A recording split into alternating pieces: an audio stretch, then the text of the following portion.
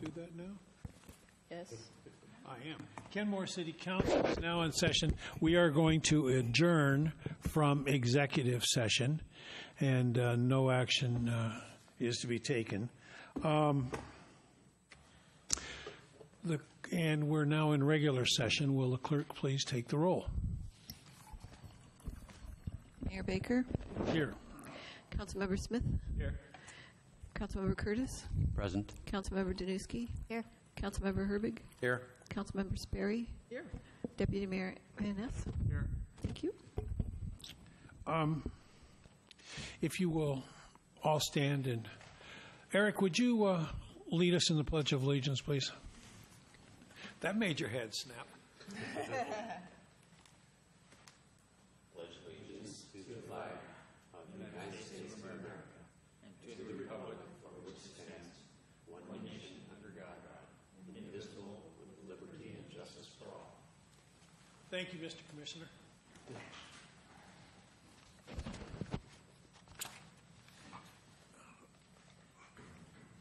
All right, next item on the agenda is the approval of the agenda, and if there are no changes and no comments, the agenda will stand approved as written. Next item on the agenda is citizen comments. This is an opportunity for you to express your views on issues that are important to you and to the community. We ask that you please limit your comments to 3 minutes. And if the clerk will please call the first person, and we don't have a timer tonight. We do have a timer tonight, sort of. Gareth Jeffers?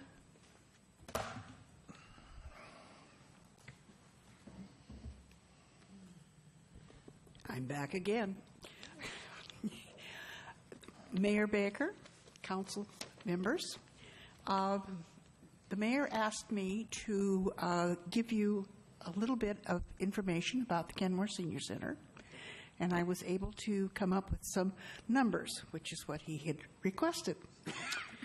So we have submitted our request for an increase on our budget this year of to $25,000 instead of $22,000, which it's been for the last 4 years. As of the end of September, we had 3,142 people attending a Kenmore Senior Center function somewhere.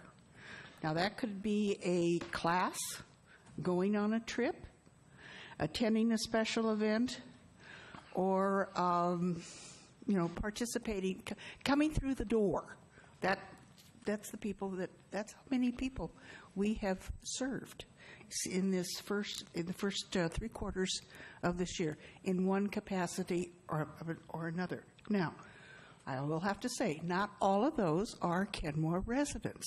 A good many of them are, but we also get a lot of people from the outside area that come to Kenmore. And one of the things that I am proposing for myself, this is a goal for me for this next year, is to become more in tune, so to speak, with social media.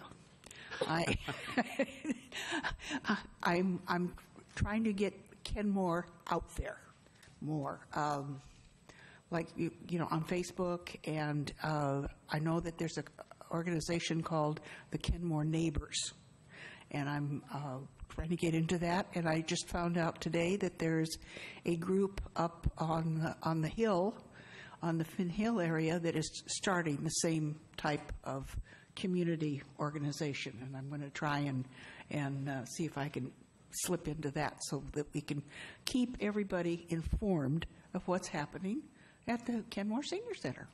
So if you have any questions, I'll be happy to answer them, and you can call me at the Senior Center anytime.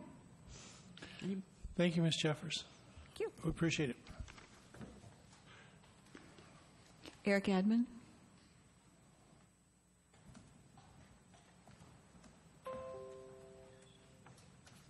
Good evening. My comments actually pertain to the capital improvement ordinance, so I can I'll just make them now, but I know there's a separate section on the agenda, public hearing to receive testimony. So I don't know if you have a preference as to where I You can do both. make my remarks. Okay.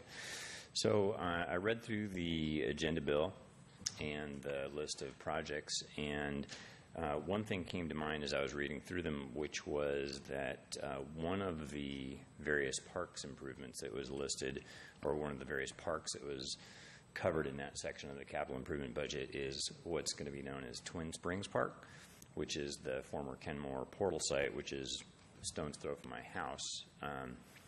And in looking at the capital improvement budget, what it looks like to me is that all that's proposed in the next 6-year period is essentially a study of the park without any sort of really opening the park per se.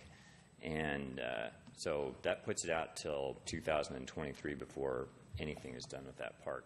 And I recognize there's not a budget to make a lot of amenities at the park, like restrooms or anything like that. But I don't know if it would be possible to tweak the budget slightly to put enough in just to add some trails and make the park somewhat kind of open for business for local residents, because there's a lot of housing that's going in that area right now, and I know that that would be a real amenity to that section of the city. So that's my comment with regard to the capital improvement budget, would be if it's possible to essentially make that park open for use, even at just a passive level, that would be appreciated. And the other thing, I attended today the open house. I was one of 2 people at the open house on integrating low-impact development principles and practices into the city's development-related codes, and I'm happy to see the city moving forward on that. I think that's excellent to see some improvements in how our stormwater is getting managed locally. So thanks very much. There's no one else signed up.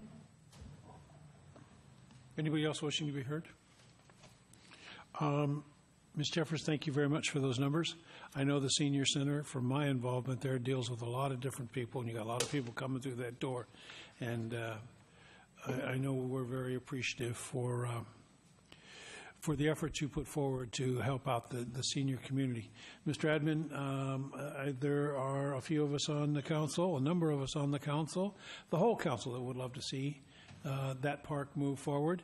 I know there's been some ideas expressed, and we hope that we can move forward it as funding permits. So thank you for your comments. Next item on the agenda is consent agenda. This is a real short one today. So if there are no objections, the consent agenda will stand approved. Did you approve the whole agenda? The whole consent agenda. Did you do the agenda? Yes, we did. Yes, we did. So if there are no objections, the consent agenda stands approved. Next item on the agenda is a public hearing to receive public testimony on ordinance number 16-0430, 2017 to 2022 capital improvement program for surface water, parks, and transportation. Ms. Gregory.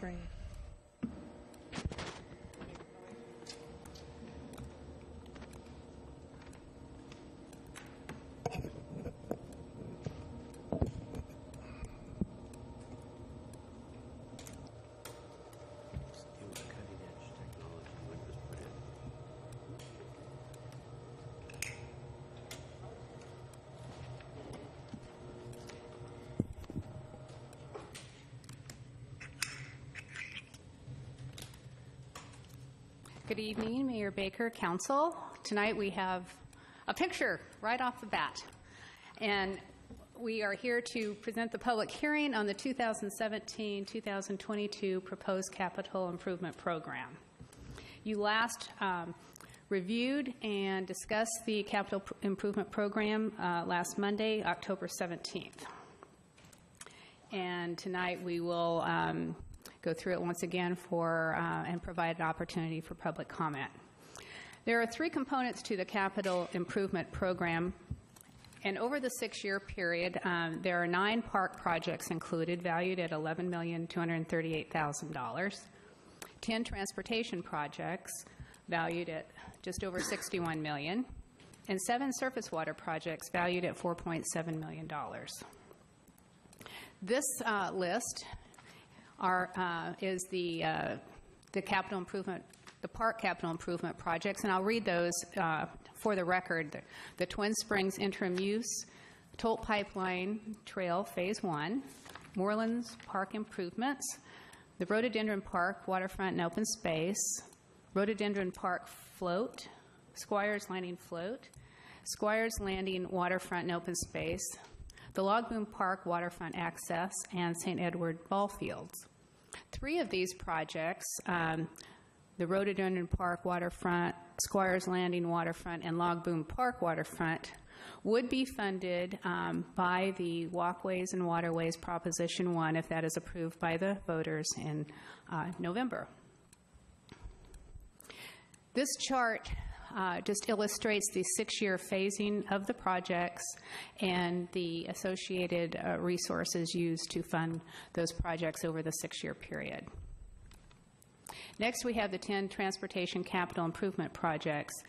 The final payments on the SR 522 West A project, SR 522 West B, the sidewalk program, our overlay program, the West Sammamish Bridge, neighborhood traffic calming improvements, Juanita Pedestrian and Bicycle Safety Program, the 68th Avenue Pedestrian and Bicycle Safety Program, the SR 522 Pedestrian Crossing Study, and the 61st Avenue Survey and Conceptual Plan. And in the Transportation Capital Improvement Plan, the Juanita Pedestrian and Bicycle Safety and the 68th Avenue Pedestrian and Bicycle Safety programs are also included in the Walkways and Waterways Proposition 1 funding package. Again, here is the chart that shows the 6-year phasing of the projects and the resources, the various grants and other resources that support those programs. Lastly, we have 7 surface water improvement projects. The 190th Street Culvert at 61st. The Public Works Trust Fund loan repayment is associated with that program and assumes that we would receive a Public Works Trust Fund loan for that project. At this time, that's very uncertain. But if we were to receive that, the $765,000 is the amount of repayments we would make over the 6-year period. The next project is Northeast 192nd Street Culvert Replacement. There are the Small Works projects for which we allocate $100,000 a year, or I believe it's $50,000 a year. Strawberry Hills Southwest Tank Retrofit, an infiltration tank retrofit at 61st and 190th, drainage improvements 153rd and Arrowhead, and drainage improvements and street repair at 66th and 196th. Again, here is the 6-year plan and funding package. As you know, remember, the 6-year program includes, or the first 2 years of the 6-year program impact the budget that we are embarking on at this point in time. So the first 2 years, 17 and 18, if approved as presented, would contain park projects, transportation, surface water projects, and their appropriate capital improvement funds. And so the impact for this coming biennium would include $4.5 million of park projects, $12 million of transportation projects, and $3.4 million of surface water projects. And on the right-hand side are the various funding sources for all of those projects combined. That concludes my presentation for the public hearing. I'll be happy to take any comments or questions, and you may open the public hearing when the time is appropriate. Councilmember Herbig. I just had a quick question about Surface Water 29. With almost all the projects on here, the money is spent sequentially year to year. With which one is it? The infiltration tank, 61st and 190th. There's 120,000 next year, and then 500,000 2 years from that. Is there a reason why there's a gap in that project? I believe it's due to design and then subsequent construction. Richard, our surface water program manager, is nodding his head that there would be some design included in this first biennium period, and then it would be ready for construction in the second biennium. Okay, thank you. Councilmember Danuski? Yeah, I had a kind of a clarification question on Twin Springs. It's my understanding that $40,000 is to open the park and do some kind of interim low-cost use that could very well be trails and things like that. Is that what we're understanding? No, my understanding is that that $40,000 is going to be to hire a landscape architect to do some concepts and preliminary design work, and to work with the community to come up with an interim use, a kind of a low-cost interim use.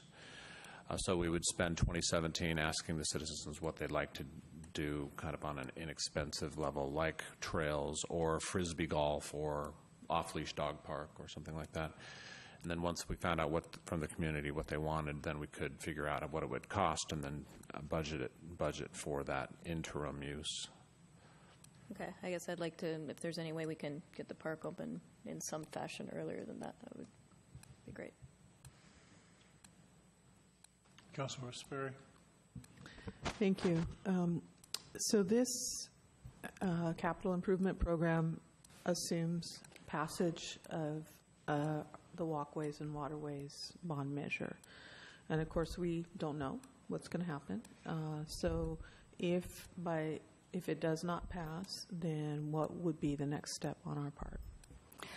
Well, the Walkways and Waterways Proposition 1 affects 5 of the projects that we just saw, 3 of them in parks and 2 in transportation. We would go back to the drawing board on those projects, look at our other resources, and create a new plan, if you will, amend the CIP accordingly, because we wouldn't be allocating that money. But we'd really have to relook at those projects and determine what Plan B would be.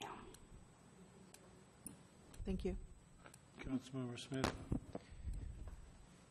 Yeah, since we do have some unknowns, we're obviously hopeful of the Proposition 1 passing, and also having some unknowns with P29 with the St. Ed ball field. And I think those are, until we have a lease or we have an approval to work through, I think they're big enough unknowns. However, I also think if when maybe there's a way we can try to at least work through getting that process going sooner rather than later, as far as on the city level with Twin Springs, so we can know what we're planning for and what we can try to do. But I would say I'm comfortable with the way the CIP set out for the parks right now, especially since we have these kind of big unknowns that we'll probably know a lot more in just a couple of months.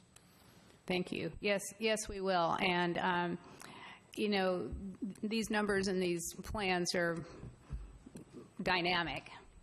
And as you said, in a couple of weeks, things could change dramatically. But even as we move into the early part of next year, and if the Twin Springs public process yields some suggestions, we amend the CIP every year, and we do a complete update every 2 years. So we will take those factors into consideration and come back with perhaps a different funding package.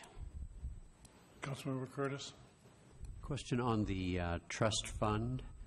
If that loan did not come through, would that be a big enough deal we'd have to go back and redesign everything, like if the bond didn't pass, or that particular project would just be put on hold? The surface water project is not dependent upon the Proposition 1.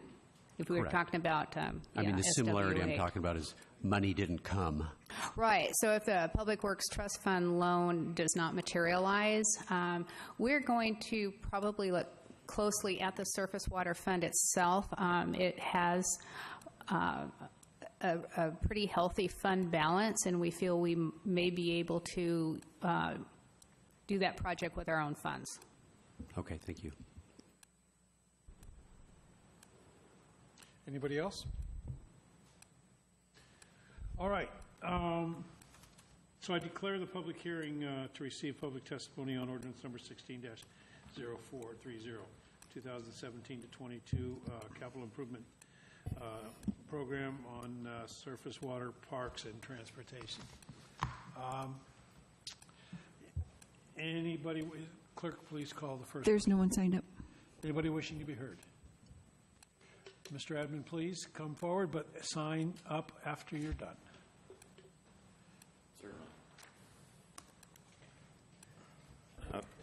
I appreciate the remarks from the council members in support of potentially opening the park at an earlier date and waiting 2 additional years.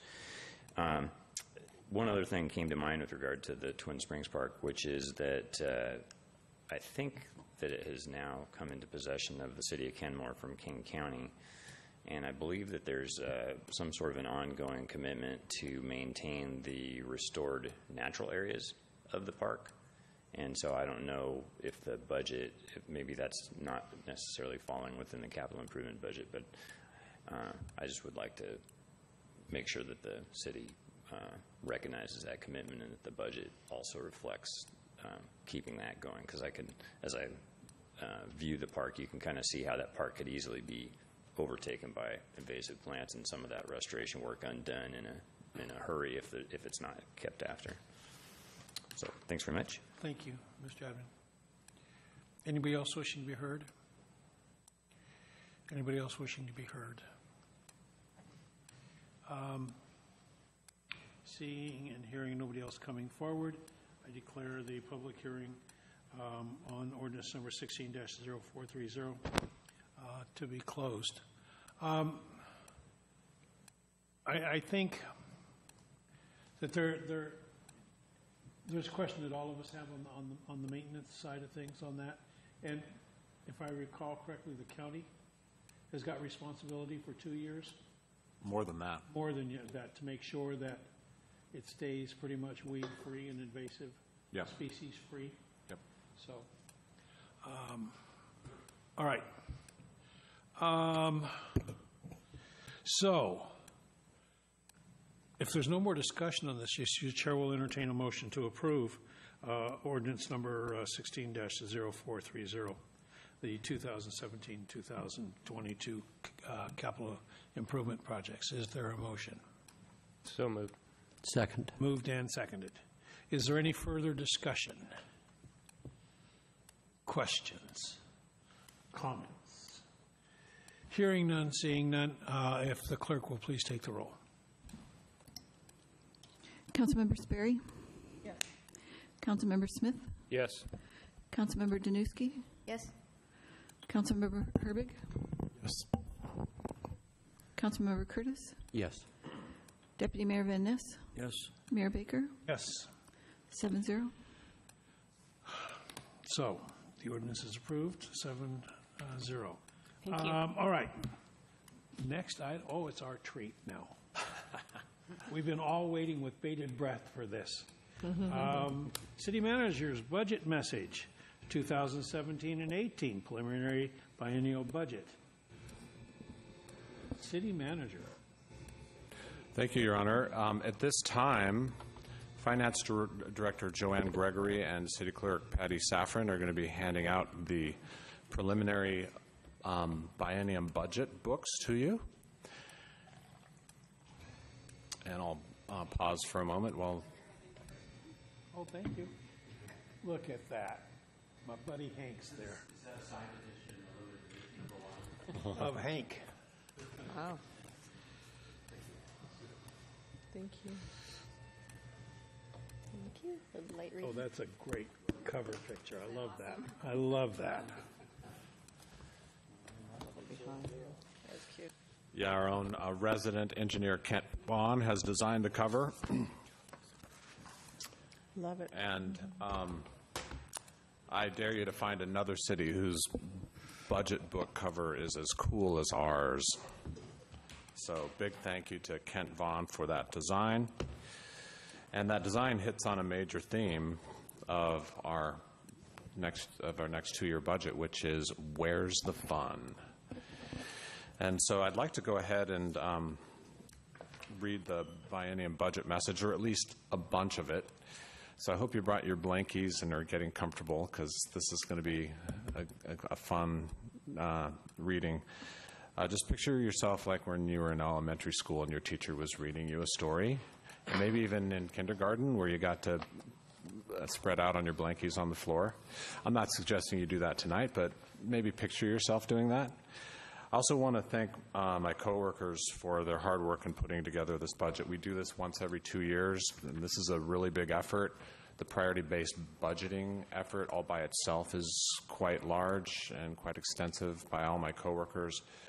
Joanne Gregory has a big leadership role, as also a large workload role in building the budget. She's been putting in many weekends over the last few weeks and months getting this ready for you. And as you can see, it's a pretty big document with a ton of information. So the idea tonight is for me to go over the biennial budget message, but not to dive into it in detail tonight. We have multiple city council meetings planned between here and December 12th for you to dive into the details of the budget and get into discussion on what everything means, whether it aligns with your goals, whether resources are allocated to your satisfaction, etc. So with that, I'll dive into the city manager's budget message. Honorable Mayor and City Council, we are thrilled to present the City of Kenmore preliminary 2017-2018 biennial budget for your review and consideration. Once again, your leadership and clear direction have given us the guidance we need to draft a 2-year budget that will provide the resources to make great progress in advancing toward the city's 20-year vision, achieving your goals, and improving quality of life in Kenmore. As an organization, we know that providing essential services such as law enforcement, safety for multiple transportation modes, and environmental protection are important and should be our first dollars invested in the budget, and they are. This budget proposes to continue to invest in basic vital services that set the foundation for a strong and healthy Kenmore.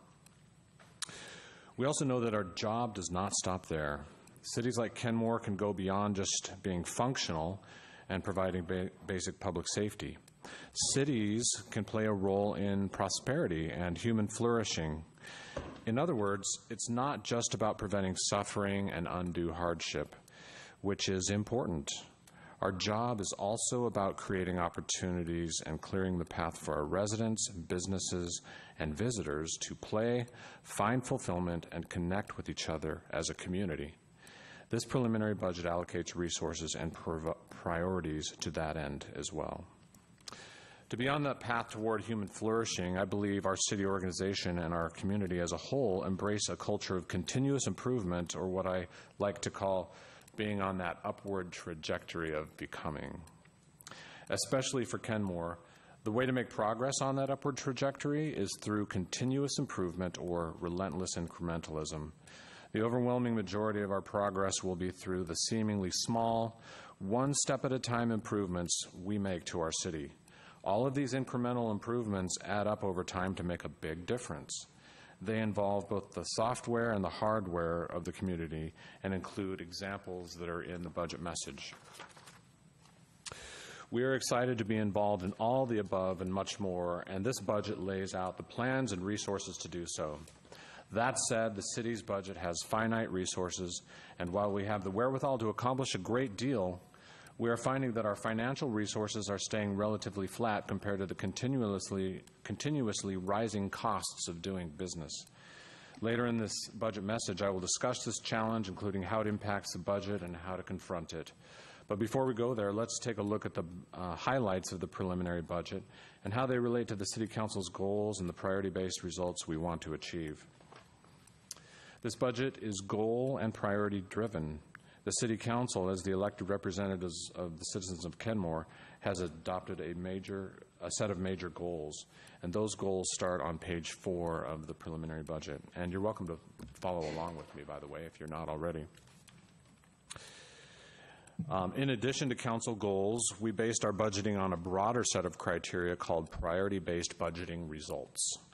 Like council goals, these results were set by the City Council early on in the budget process, and these results are also outlined in this budget message found on page 5. In building the budget, we used priority-based budgeting methodology to score and prioritize all of our programs using the results here on page 5. Our other guides in building the budget include council-adopted policies, such as the city's 20-year vision and comprehensive plan, as well as more specific policies, such as the Target Zero resolution for pedestrian and bicycle safety. Using the City Council's goals, priority-based budgeting results, and other adopted policies to guide the way, the following budget discussion focuses on highlights for the upcoming biennium. As mentioned earlier, this budget continues to invest heavily in the city's core functions, including public safety, transportation, and parks. For example, we will continue to invest funds and leverage grants to preserve the pavement for our roads. We will continue to strive to meet or exceed the pavement condition score of 82, or very good. The city's emphasis on public safety is realized through a high-quality police department and its officers. The city receives its police services from the King County Sheriff's Office, and through that contract with King County, the city is providing solid police coverage of at least 2 officers on duty 24 hours per day, 7 days a week, and that's a minimum number, with additional police coverage often at peak times. We also have excellent mutual aid relationships with our neighboring jurisdictions. Traffic enforcement continues to be a top priority of our police department, including our recently added motorcycle patrol, especially tailored to crosswalk enforcement, an emphasis on DUIs and speeding in general. Public safety includes more than police and criminal justice. Building and code requirements, infrastructure investments, and citizen outreach and education are also important to a safe community. This preliminary budget includes funding for all of these programs, including the Target Zero community outreach program, which has been well received by our schools and the community at large. Emphasis on pedestrian and bicycle safety. Pedestrian and bicycle safety continues to be a top priority, as demonstrated by the City Council's #1 priority goal to focus on and emphasize multimodal transportation safety in the city of Kenmore, with a specific focus on pedestrian, bicycle, and other means of travel. This goal includes implementing the sidewalk plan. When it comes to multimodal safety, this city puts its money where its mouth is. The recent completion of the West A segment of Bothell Way from 61st to 65th Avenue is a prime example. In addition, the cumulative decade-long investment of over $85 million on all of Bothell Way in Kenmore further drives home the point that the city has made multimodal safety a very high priority for a very long time. Based on before and after data, the channelization improvements and new sidewalks have produced noticeable reductions in crashes. As a bonus, the aesthetic improvements, new landscape medians and sidewalks, as well as utility undergrounding, have beautified the highway. In addition to Bothell Way, there are numerous other multimodal safety improvements that the city has recently made, including a long list of neighborhood traffic calming improvements, new sidewalks on streets like 181st, and more. This 2-year budget builds upon this pedestrian and bicycle safety momentum. City Council Resolution number 14-235, adopting Target Zero goal for no pedestrian and bicycle deaths or fatalities from collisions with motorized vehicles, continues to provide a good vision for what we are trying to accomplish. Keeping this Target Zero goal in mind, the main components of the 2017-2018 biennium budget's pedestrian and bicycle safety initiative are as follows. We're looking at sidewalks and trail improvements, the toll trail improvement, new traffic calming circles and sidewalks on 62nd Avenue between 181st and 185th, new sidewalks on 202nd Street from 198th Street to 66th Avenue, several sidewalk gaps, designed for sidewalks and buffered bike lanes on Juanita Drive, and 68th Avenue from the city's southern boundary to the city's northern boundary, assuming passage of Proposition 1. All of the above sidewalk and trail projects are funded in the capital improvement plan, also a part of this budget. These sidewalk sections are funded by a mixture of state and federal grants, real estate excise tax, transportation impact fees, surface water revenue, and in the case of Juanita Drive and 68th Avenue, a voter-approved bond measure. In addition to the above sidewalk projects, this proposed budget includes the continuation of the traffic engineer position, as well as funding for more neighborhood traffic calming measures and other physical improvements for bicycle and pedestrian safety. Another component of our pedestrian bicycle safety is the education and outreach. The city's manager's office will continue to lead the city's education and outreach effort, including getting into the schools and having a presence at events. Our Target Zero outreach and communication strategy for pedestrian and bicycle safety will continue to be implemented, providing educational, fun, and interactive learning experiences continues to be a key component of this Target Zero program. On the enforcement side, our police department has and will continue to enforce traffic laws. The recent addition of the police motorcycle to the fleet provides another tool in crosswalk enforcement. Priority will continue to be on slowing vehicle speeds and pedestrian bicycle safety, and we have an overtime budget built into the police department budget for special traffic enforcement emphasis patrols. Moving on to Council Goal Number 2, economic development. As demonstrated in Council Goal Number 2, economic development continues to be a top priority for the city. This proposed budget continues to allocate resources to economic development efforts that revolve around implementing the city's adopted economic development strategy. The four goals of this strategy are: number 1, promote Kenmore's image; number 2, support existing businesses and expand employment; number 3, create a multi-use, vibrant, and walkable town; and number 4, advance the community's connection to the waterfront.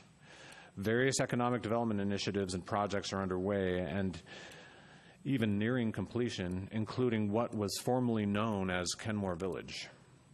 The redevelopment of Kenmore Village has resulted in more than $70 million of private sector investment into the core of our downtown. If you combine the private sector investments with the recent public sector investments of City Hall, the library, and the town square, more than $100 million is being invested in the bullseye of our downtown, all within one block of the main intersection at City Hall. Other economic development initiatives are in place and making progress. A cohesive marketing and media relations strategy has brought positive exposure for Kenmore in business publications at the regional and even international levels. Over 800 Kenmore businesses are registered through the Kenmore Business Registration Program, and the accompanying Kenmore Business Directory is experiencing about 3,000 online visits per month. The Kenmore Business Alliance, in partnership with the Greater Bothell Chamber, continues to meet regularly, and we have a solid group of Kenmore business owners who form the backbone of this group. We continue to work with Bastyr University and the Economic Development Council of Seattle-King County on promoting a natural health hub in our area. The proposed economic development budget also includes funding for some new business recruitment efforts, especially given the opportunities for new employers as plans for Lake Point's commercial component develop. The Kenmore Business Incubator has been in operation for almost 4 years, if you can believe that, bringing new energy and jobs into the city. I am pleased to see the virtual incubator, as well as our business development courses, further support and help our existing local businesses be successful. The incubator program sends a message to the business community that the city wants to attract new jobs, that it rolls out the red carpet for startups, and that supporting existing businesses is important as well. This proposed budget continues to fund the incubator programs in the Strategic Opportunities Fund. Lake Point is the last undeveloped site of its kind on Lake Washington and has the potential to transform our downtown, provide new housing, office, and retail service options for our community, and produce unprecedented new public open space, waterfront access, and other recreational opportunities.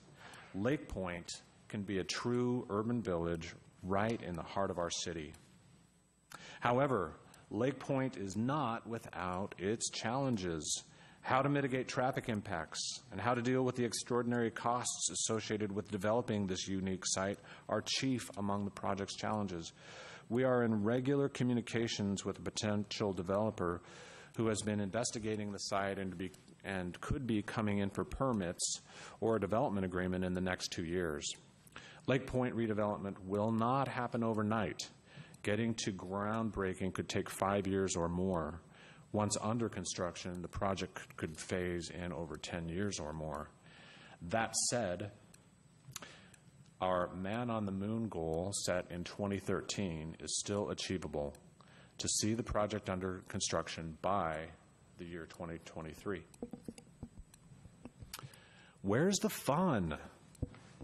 At the beginning of this budget message, I stated that to fully prosper and help citizens thrive, cities need to be more than just functional and safe. A functional and safe city provides the basic necessities: a police force, clean water, and an adequate transportation network. Safe and functional continues to be at our forefront, as evidenced by the strong public safety and multimodal safety investments in this budget. But in order to help our citizens and businesses thrive and be invested in our city and our quality of life, we need to go beyond just functional. We need to build what Happy City author Charles Montgomery calls emotional infrastructure, where tools such as urban design and great public spaces create opportunities for citizens to become emotionally tied to and have a sense of ownership in the community. In his 2011 book, For the Love of Cities, Peter Kageyama takes it one step further and asserts that cities and their citizens actually need to have an emotional connection, or what he calls a love affair. Over the years, the city has been making strides in both focusing on and going beyond functional and safe, including major civic investments in the downtown, growing volunteerism and community participation, improving mobility for pedestrians and cyclists, sponsoring events such as concerts in the park and the Hydroplane Cup, providing more waterfront recreation opportunities, and adding new parks and park amenities. I believe we are headed in the right direction. I also believe there's a lot more to do. On this journey to happy, thriving, and not just functional city, we need to be smart about how we spend the city's limited dollars, but also how we tap into the vast human resources that reside right here in Kenmore. An example of uncovering this potential happened at the April 2015 For the Love of Kenmore event, where we asked ourselves, where's the fun? The resulting love notes from the community that spawned from the event were incredible and exceeded my expectations, and several of the resulting love notes are here in your budget message on page 10. For the Love of Kenmore's purpose was to send a strong message to the community that they can be co-creators and that they can have our permission, not that they need it, and support to produce love notes by going after things like beauty, good design, art, connecting with each other, and yes, fun.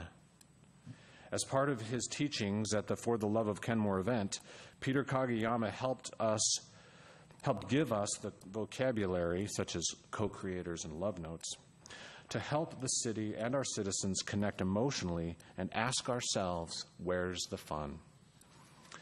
This proposed budget includes funding to bring Peter Kageyama back for another For the Love of Kenmore event in the spring of 2017. At this event, Peter will give us a refresher course on loving our city, help us celebrate our successes and progress, and take us to that next level of empowering our citizens and taking Kenmore further upward on that trajectory of thriving and flourishing. To continue the For the Love of Kenmore momentum, we also plan to bring back the Why I Love Kenmore Downtown Block Party in the first half of both 2017 and 2018, with the new town square as party headquarters. We also plan on bringing the new town square and hangar building fully online in early 2017. We are excited to have this key public amenity in the bullseye of our downtown and as a year-round gathering space for the community. This budget includes plans for programming both the indoor and the outdoor spaces, including summer movies on the town square. Speaking of our downtown, the city's downtown strategy, adopted way back in 2003, is still relevant and will continue to play a role in propelling us forward on this path to happy and thriving. Creating that true sense of downtown, that elusive sense of place where citizens can walk, gather, and interact, as well as meet their daily needs and have a strong sense of community, has been a central strategy ever since incorporation. The town square and hangar building are important pieces in the puzzle of creating a real downtown and a sense of downtown place for Kenmore. The town square and hangar building will be beautiful, and they will be an attraction in and of themselves. Discovery is an important design component. The town square will contain interesting amenities to surprise and delight the senses. These features include an interactive kinetic water feature, heated rocks, art, and other fun surprises. The hangar building will feature abundant glass to give it a lantern effect in the evening, and an inviting two-sided fireplace for warmth, coffee, and conversation in the chillier months of the year. A large bay door that will open up the building's western end of the town square is also included and will blur the line between the indoor and outdoor elements of the site. We have a business plan for the town square and hangar building. This plan includes maintaining and operating the site, providing programming and gathering opportunities for the community, and a retail tenant to help us activate the site and provide income for operating the site. Improving walkability and bikeability is also a central strategy for our downtown in getting us further along toward a true sense of place and thriving. New downtown sidewalk and trail enhancements are funded in this budget described earlier. The Kenmore Village developer, the Spencer 68 and Spencer Square developer, is being required to complete the new sidewalk connection on the west side of 68th Avenue, connecting 181st Street to northeast 182nd Street. Bicycle amenities are being included in both the town square and in the mixed-use development next door. Long-term, we should not give up on connecting our downtown with our waterfront and providing a less intimidating way for our pedestrians and bicyclists to get across Bothell Way. The Ad Hoc Pedestrian and Bicycle Safety Committee's recommendation in 2014 to provide a pedestrian crossing over or under Bothell Way is still spot on, and we need to allocate resources to finding the best method, location, and funding for a grade-separated crossing over Bothell Way. This biennium budget assumes grant funding for a crossing study and conceptual design.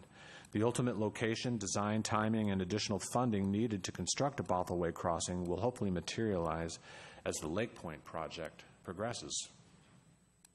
The widened pedestrian and bike path plan for the new southbound 68th Avenue Bridge across the Sammamish River will be another important facility that will improve walkability and bikeability, especially as it relates to getting non-motorized users across the river and connecting the north and south halves of the city. This project is currently under design, and $20 million in grant funding has been secured, thanks to Chris Overlease, our Public Works Director, and team.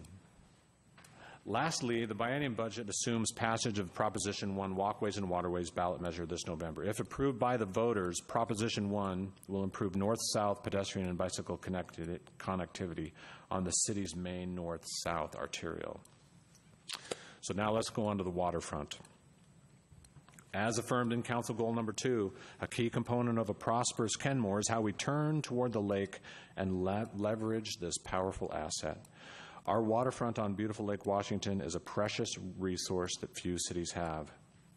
During our Parks, Recreation, and Open Space Plan update in 2013, and also throughout our Imagine Kenmore Community Outreach Initiative in 2015 and 16, we heard clearly from the public that public access to the water is one of their highest priorities. We have heard "get me to the water" repeatedly in our surveys, community meetings, and other forms of input. Kenmore can bring this vision of its citizens to fruition and become a waterfront destination in its own right. Not just a place to launch or store your boat, a place where boaters and visitors intentionally go to tour and have fun. In other words, Kenmore can become known for its beautiful waterfront and the public access it provides.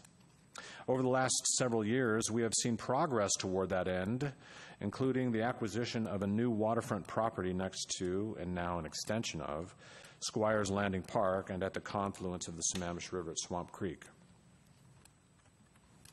The Imagine Kenmore initiative resulted in 3 waterfront projects proposed in Proposition 1, Walkways and Waterways Bond Measure. If approved by the voters, this measure will fund just over $9 million of waterfront access and natural open space improvements at Log Boom, Rhododendron Park, and Squires Landing Park.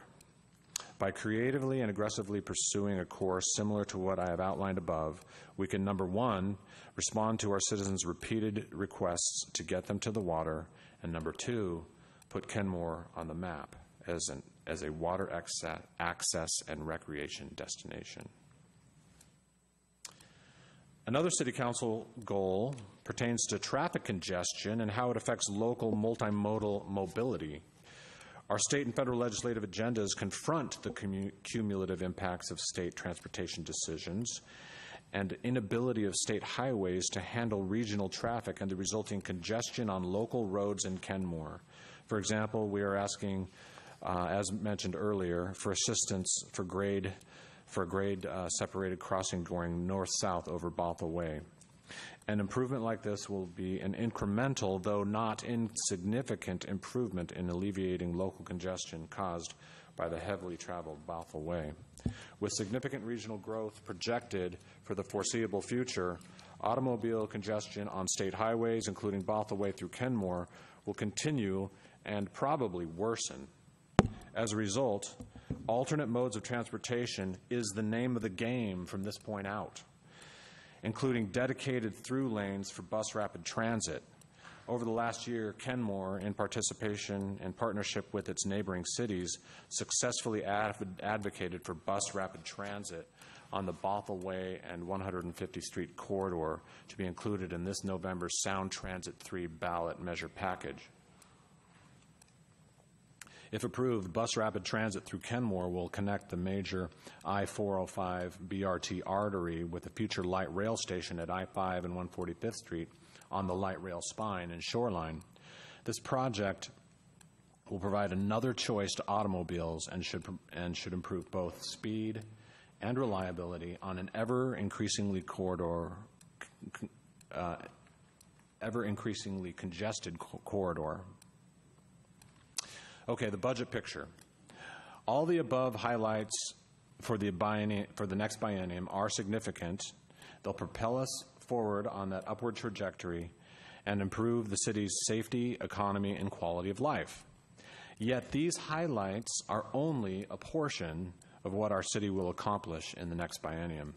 Daily operations, responding to 911 calls, investigating crimes, fixing potholes, issuing land use and building permits, inspecting new construction and work in the right-of-way, long-range planning, responding to code complaints, cleaning catch basins, mowing lawns, inspecting and maintaining surface water facilities, and managing contracts, and more make up our basic operational services and are the bulk of what our budget funds.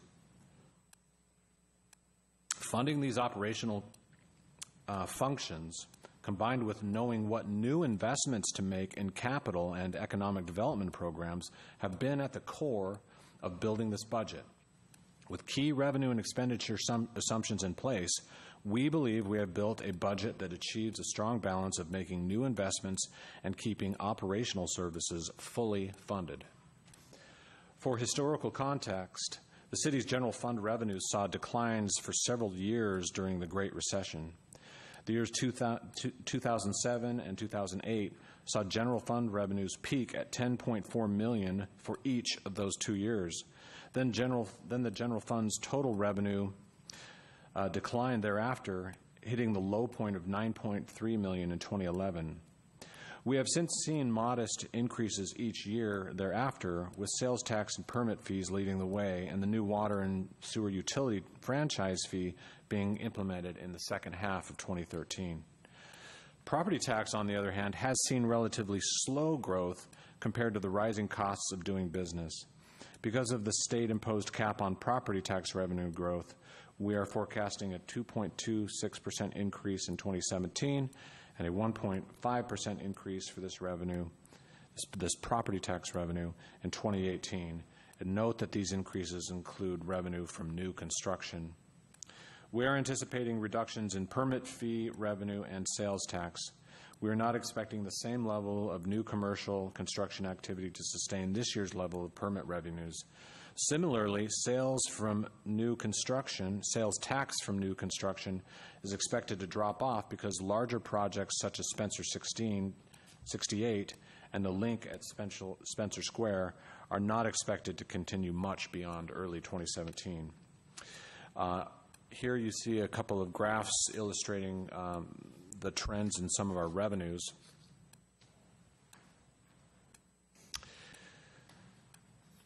While we are anticipating relatively flat and even some declining revenues, we cannot say the same about expenditures.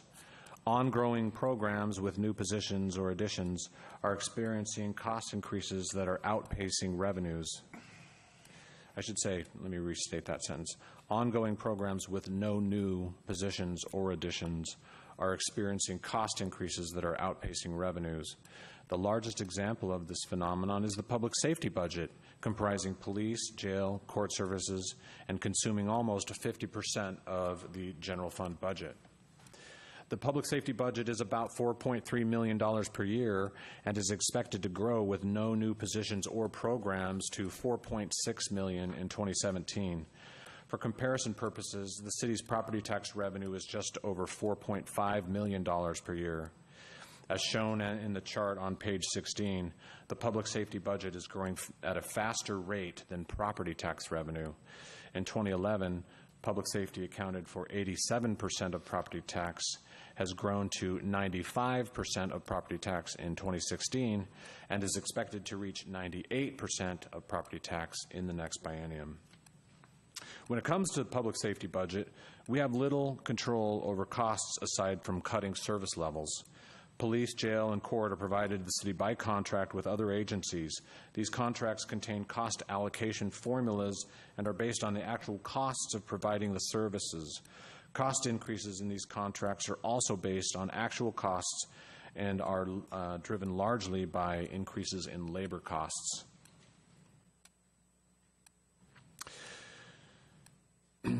The city has kept general fund operating expenditures lower than revenues, thereby keeping the fund balance healthy at more than 25% of the general fund's operating expenditures. That's higher than your established policy of 20%. Moving on to page 19, general fund balance and reserve funds. At the end of 2012, the general fund balance was a substantial $5.3 million, more than 50% of operating revenues. Our budget policy sets a minimum balance at 20%. The city took this opportunity to create a strategic opportunities fund with a $2.5 million transfer from the general fund balance. And again, this was at the end of 2012. The purpose of this new Strategic Opportunities Fund, established in 2013, was to have resources available for key investments or to take advantage of strategic opportunities as they presented themselves. The general fund ending balance for 2016 is projected at $3.1 million, which exceeds the amended budget ending fund balance of $2.5 million by over $600,000. At the end of 2016, with the budgeted expenditures outlined previously, the Strategic Opportunities ending fund balance is expected to exceed $1.9 million. Also, after the end of 2016, I will likely recommend transferring general fund balance in excess of $2.5 million over to the Strategic Opportunities Fund. This transfer amount is to be determined after the end of 2016 and is therefore not included in this current budget proposal. The city also has continued to maintain a $1.2 million strategic reserve fund, not to be confused with the Strategic Opportunities Fund balance. Set aside for emergencies and rainy days, this strategic reserve fund is limited by growth in city assessed valuation, which declined during the recent recession. As a result, no transfers were made to this fund. If assessed valuation continues to increase over the next several years, the city may be able to add to this fund. Projecting forward to the end of the 2017-2018 biennium, with a combination of $3.3 million of reserves estimated for the general fund, $1.3 million in the Strategic Opportunities Fund, and $1.2 million in the Strategic Reserve Fund, the city will still have an ending fund balances reserves of $6.4 million.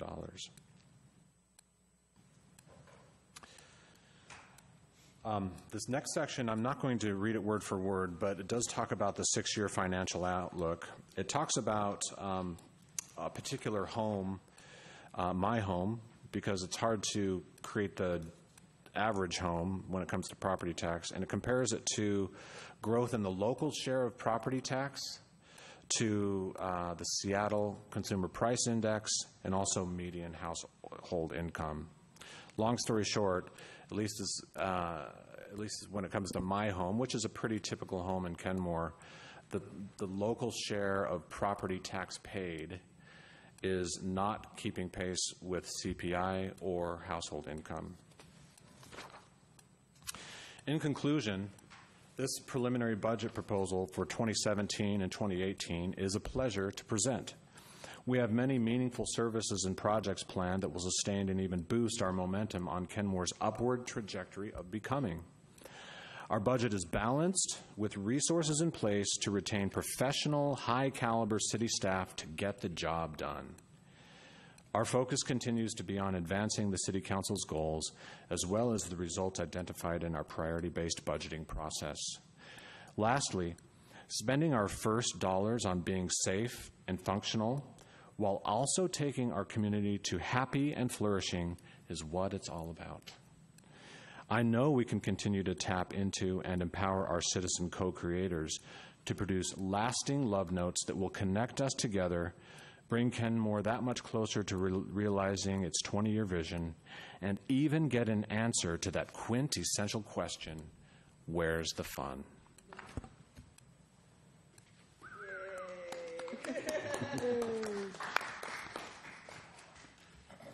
Thank you. You're welcome. Like I said, a ton of work went into this on your part, my coworkers' part.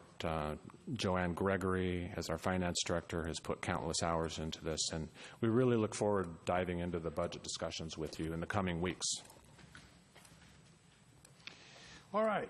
Next item on the agenda, integrating low-impact development principles and best management practices into the city's development-related codes, rules, and standards. Ordinance number 16-0428. Mr. Sawyer, Surface Water Operations Manager, and Ms. Silverlease, the Public Works Director. This is our look at this. We're going to have a public hearing on this on the 14th of November, so this is informational and time to ask questions. Thank you, Mr. Mayor, Council. That's correct. We're here this evening as a follow-up to our September meeting, and where we presented the first draft of the proposed code amendments.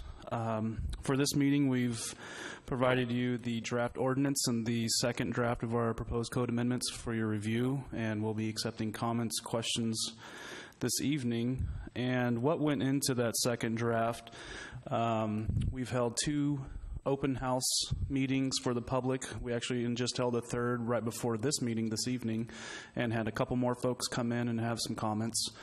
And the city attorney provided a pretty extensive review of that first draft, so a lot of his comments and questions were incorporated into the draft that you reviewed this week, as well as the Public Works Director provided some review and comments, and there's been more staff review. So in terms of this second draft, there weren't really any substantial changes. A lot of the city attorney's comments were grammatical and clarification type changes. We've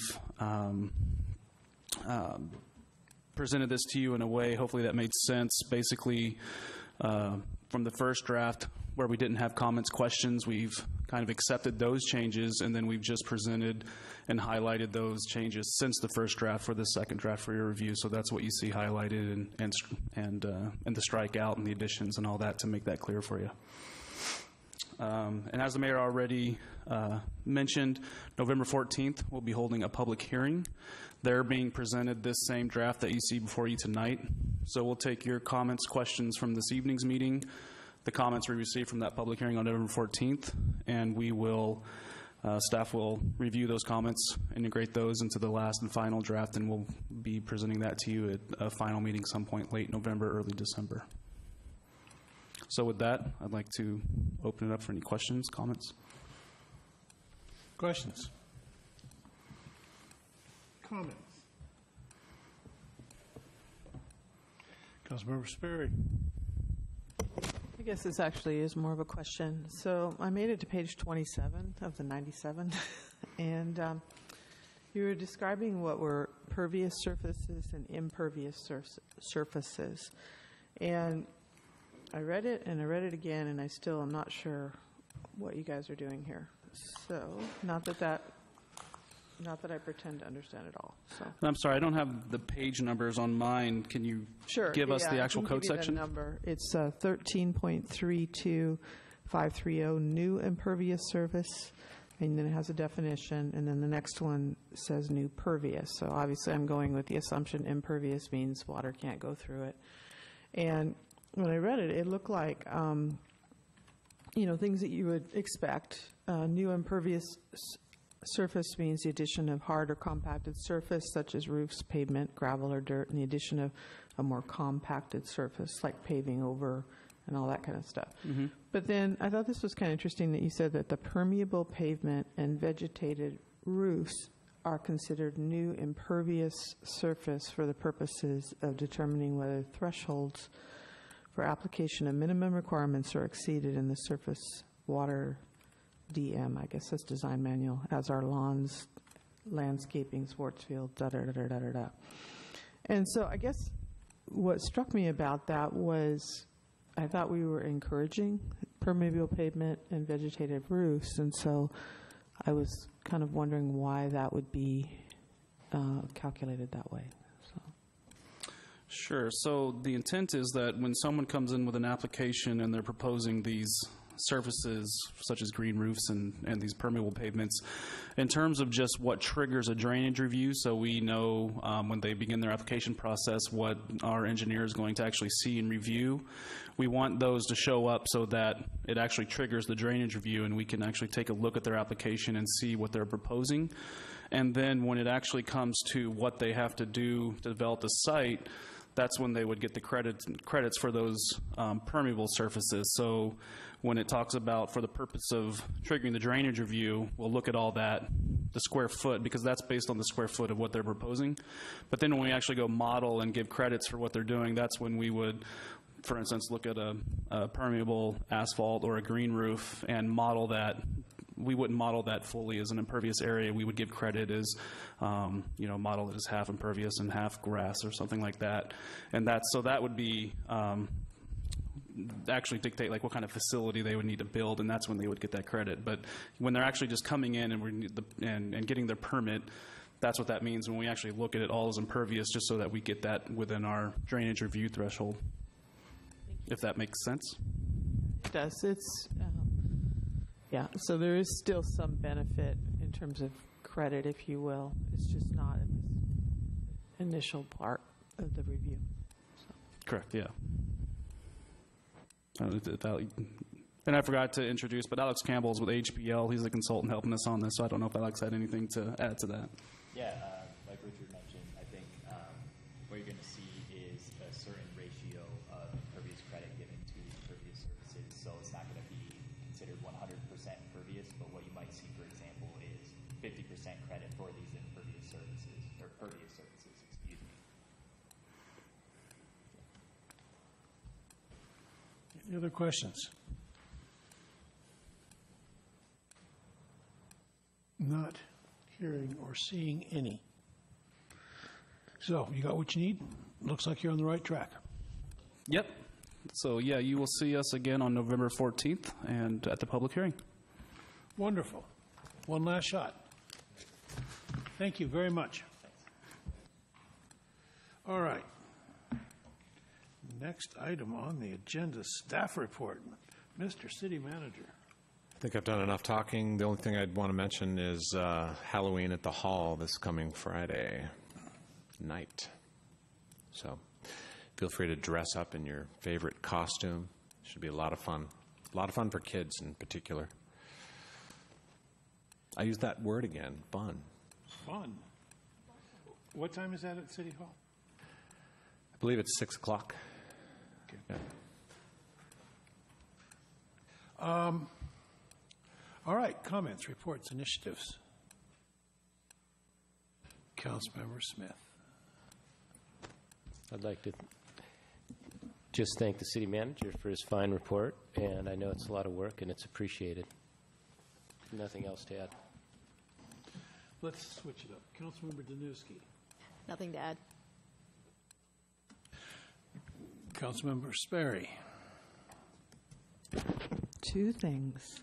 Well, first of all, I do want to echo what Councilmember Smith said about our city manager and in terms of and the whole staff for the budget. It's a huge, huge undertaking. And I so appreciate the time, Mr. City Manager, that you took to read your budget message. And I think it's such a critical, really a report on all that's been done and is planned. And there's just something different when it's read, and now it's obviously on the citizens can access that, and it's just a really wonderful picture of all the good things. And yes, it was fun. So anyway. So my second thing is the Kenmore Library Advisory Board.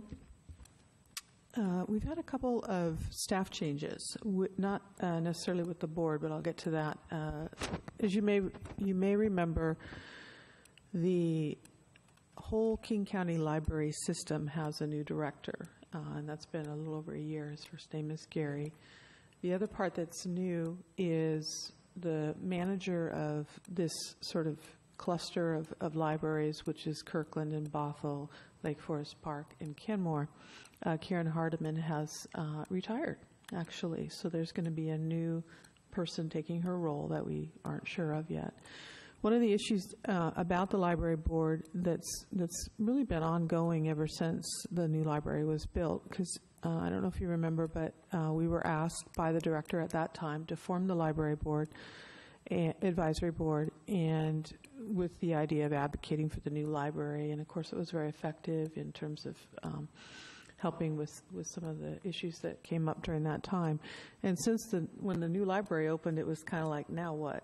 Now what? Now what do we do? And it's been kind of a hard thing. So we are actually the new director, Gary, and I apologize for not remembering his last name right now, they're having a King County Library System Library Board Advisory Board Forum, and it's going to be on November 1st. And so a couple members of the Kenmore Board, myself, are going to go. And I'm really hoping that, I guess what I'm hoping for is that the boards are going to be invited to participate in a new way, not just showing up, here we are kind of thing. So I think that's a little bit of to be continued. The second part of the library board update is we do have some openings. I don't know if you recall that Marilyn White did resign, and we've had the ongoing youth member, and we did have one of the potential youth members come to the meeting, and the funny part was he said, "So what do you do?" And everybody just kind of went, and I thought, that is a problem, isn't it? What do you do?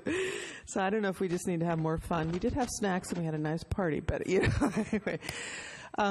So our current president of the library board has been emailing, working with Leslie. We've asked to advertise for new members, and the board doesn't meet again officially until January, so it's a to be continued. So I just mainly wanted to give you a brief update on some of the changes, and to be continued. Councilmember Curtis. Nothing to add. Councilmember Herbig. Nothing to add. Deputy Mayor. Just a reminder to keep December 2nd on your calendar for the ETP Tech Transportation Conference. Should be a good one. I'm also hope to go down to Tacoma for WashDOT conference the day before on innovations and partnerships in transportation. The two should be complementary kinds of conferences, so looking forward to both. That's all I have tonight. All right, a couple of things. Leadership Summit, that was it last week, the Seattle Chamber. It was really a lot more, I think, interesting than what I imagined, in that I found out the first thing, I sent everybody an email on it about how we have this company from Korea that's coming here to bring 10 or 15 jobs to the area and whatever. And I think it just goes to show that our word is getting out there. We don't always see it. We are not always aware of it. But the fact, I think, that we are so supportive of staff and the council as a whole is so approachable that, people are getting the word. So it's getting out there, and it's really, really nice to see. We spent time in breakout sessions. One of the breakout sessions I went to was on creating middle-income jobs. And, in a city our size, any smaller city, that's really tough to do. But, we talked about our incubator and stuff that we're doing to sort of grow our own businesses and try to promote from within. But one of the things that came up was keeping seniors in the workforce. I mean, there's going to be a huge deficit in number of employable people and number of jobs available as more and more of our workforce retires. We're well over 10,000 a day that are retiring, and there's going to be a shortfall of a few million people here in a few years. So there's a lot of talent out there. There's a lot of people that would like to stay involved in the workforce, maybe not full-time, maybe job share, maybe a number of different opportunities, but it was one of the things that was brought up of how we might be able to create more in our cities. I got a meeting tomorrow with Councilmember Dembowski, and we're going to talk about human services in the North. And one of the things that I did last year while on the Harbor Review Board was to make sure that the University of Washington, who runs the medical clinics, has had and runs the hospital, has had that hospital basically rent-free. And so we established that as part of their responsibility for running the hospital and running the clinics is a $5 million contribution to the county that goes to clinics. So there is money that is going to be used to keep the clinics in the north and open that were originally scheduled for closure because of a $54 million shortfall in public health spending in the state. So that's good news. And just a reminder, there's a special meeting of the City Council on November 7th and a special meeting and regular meeting on November 14th. And if there's no more business to come before us, City Manager, you're reaching for a microphone. Just a reminder, we do need an executive session right after this. For how long? 20 minutes. Any action? Possible. All right. So if nothing more is to come before us, we are going to adjourn the regular meeting and go into executive session for 20 minutes, and there may be action. And it is litigation. It is potential litigation. And litigation. And litigation. Yep.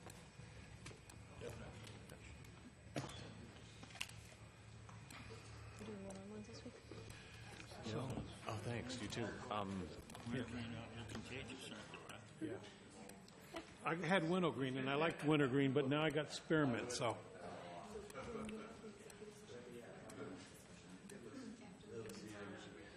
Yeah. Okay. Then you figure out all Okay. that stuff. you need. Fine. But then usually by the end of that's the next week's, yeah.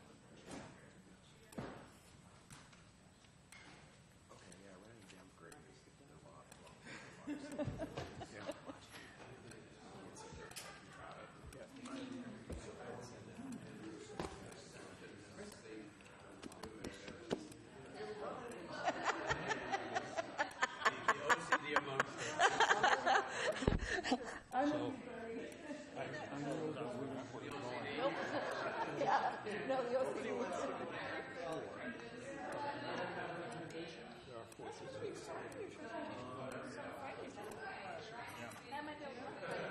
We haven't sent it out. It'll be going out. Is it going to be over in the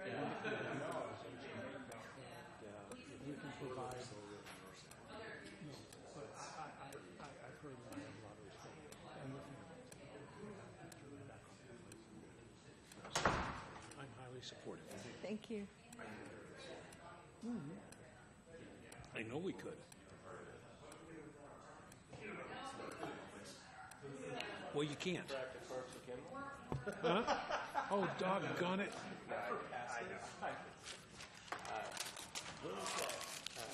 New business located. They're going to find a place here.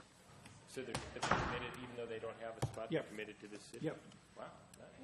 It's an office sales force initially, and then they want to move manufacturing here like manufacturing. That would be conducive